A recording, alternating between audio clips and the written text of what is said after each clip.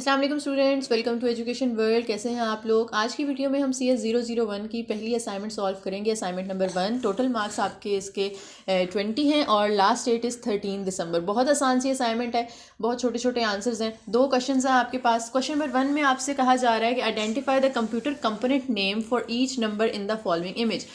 नीचे आपको जो इमेज नज़र आ रही है इसके अंदर आपको 5 पॉइंट्स दिए गए हैं या 5 ऐसी चीज़ें दी गई हैं जिनको लेबल किया गया है। आपने इन 5 के नाम बताने हैं। तो जिसके ऊपर 1 लिखा हुआ है ये एरो के साथ, ये इन्हें हम कहते हैं रैम। ठीक है, ये जो 1 जिसकी तरफ एरो जा रहा है ना, ये जो पिंक से कलर में आ रही हैं, इन्हें हम कहते हैं रैम। आप रैंडम एक्सेस मेमोरी भी लिख सकते हैं, आप रैम भी लिख सकते हैं, आप वोलेटाइल मेमोरी भी लिख सकते हैं। तीनों में से कोई भी एक लिख लें आप। उसके बाद ये जो सेकंड नंबर पे चीज़ आ रही है, ये आपको जो ये नज़र आ रहा है, इसे हम कहते हैं सेंट्रल प्रोसेसिंग यूनिट, या आप CPU लिख सकते हैं, या आप सिर्फ प्रोसेसर भी लिख सकते हैं, वो भी काफ़ी है। ठीक है, तो दोनों के मैंने आपको 3 नाम बता दिए, आप इनमें से कोई भी एक लिख सकते हैं। इसी तरह से थर्ड नंबर पे जो चीज़ है, ये आपको जो रेक्टेंगुलर फॉर्म में छोटी सी नज़र आ रही है, ये होती है स्टोरेज डिवाइस, या आप इसको हार्ड डिस्क ड्राइव कह सकते हैं, HDD, या आप इसको SSD भी कह सकते हैं। तो इन तीनों में से भी आपने कोई एक नाम लिख लेना है यहाँ पे।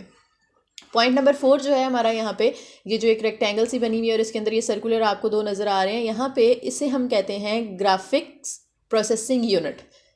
GPU भी कह सकते हैं, ग्राफिक प्रोसेसिंग यूनिट भी आप लिख सकते हैं, और वीडियो कार्ड भी लिख सकते हैं। ये क्या करता है, आपकी वीडियो क्वालिटी को बेहतर बनाता है। उसके बाद ये जो 5th नंबर पे चीज़ आ रही है, ये होता है मदरबोर्ड। इसका एक ही नाम होता है, ये आप मदरबोर्ड ही लिखेंगे, बाकी सब की जो है कोई एक नाम आपने लिख देना है, जो भी मैंने आपको 3 बताए हैं। ठीक है जी, बहुत आसान सा था, सिर्फ देख के आपने नाम बताने थे। उसके बाद क्वेश्चन नंबर 2 पे चलते हैं।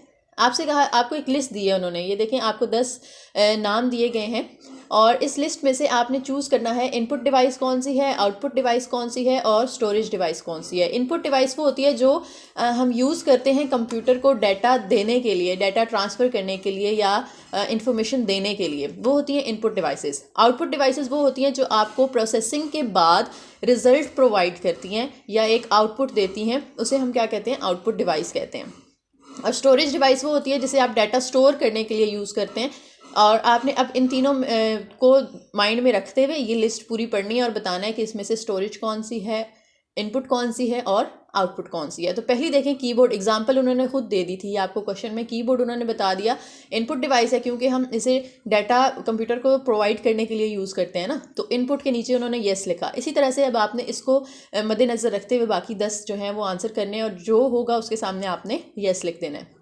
बारकोड रीडर, बारकोड रीडर क्या करता है, जो अक्सर शॉप्स वगैरह पे होता है या स्टोर्स पे होता है, कि वो बार कोड को रीड करता है, ठीक है, और आपको प्राइस बता देता है।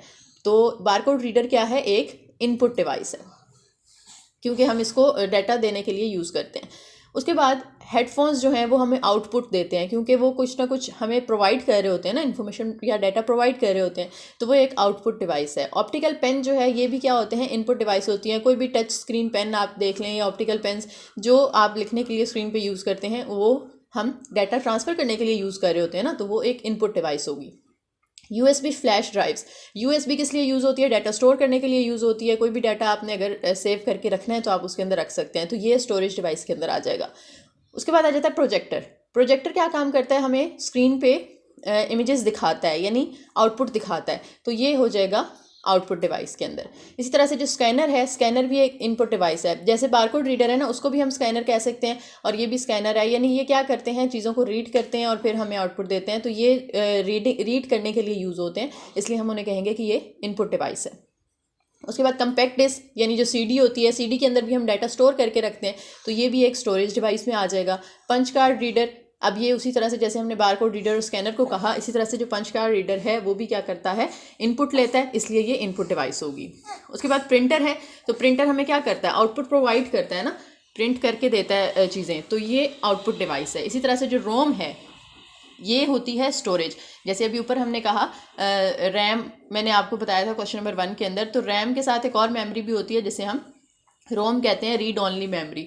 तो ये क्या करती है, एक स्टोर करती है अपने अंदर डाटा को, क्योंकि ये मेमोरी है तो ये अपने अंदर डाटा स्टोर करती है, तो इसलिए ये स्टोरेज की कैटेगरी में आ जाएगी। ठीक है जी, ये छोटी सी असाइनमेंट थी आपकी, बहुत आसान थी, उम्मीद है समझ आ गई होगी। फिर भी अगर कोई चीज़ आपको कंफ्यूज कर रही है या कुछ आपने क्वेश्चन पूछना है तो आप कॉमेंट सेक्शन में पूछ सकते हैं, और वीडियो पसंद आए तो लाइक ज़रूर कीजिएगा, चैनल को सब्सक्राइब करके जाइएगा। Thank you.